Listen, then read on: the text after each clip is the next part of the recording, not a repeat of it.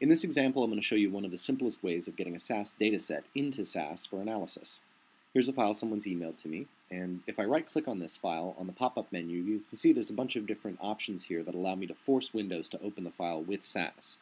Instead, since this is a recognized SAS dataset, I can just double-click on it, and it'll open up directly into the SAS system. When the file opens, you can see it'll be in ViewTable mode, just like this, and if you navigate to your libraries, you can see a new temporary library has been created. This one's called TMP1, and there's my file, example.db. TMP1 points to the folder that's currently on my desktop, the one with the dataset file in it. At this point, we're basically done. If I want to refer to the dataset in my code, now I can just use the standard two-part naming convention, first starting with the library name, TMP1, and then the dataset name, example.db. When I run this code, you can see that the dataset is indeed available for analysis within the system.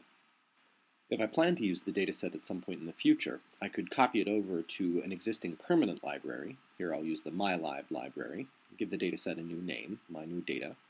On my set statement, I would refer to the current location of the dataset, and when I run this code, it will copy the dataset over from TMP1 to the mylib library. And you can see if I check my log, it did indeed copy over.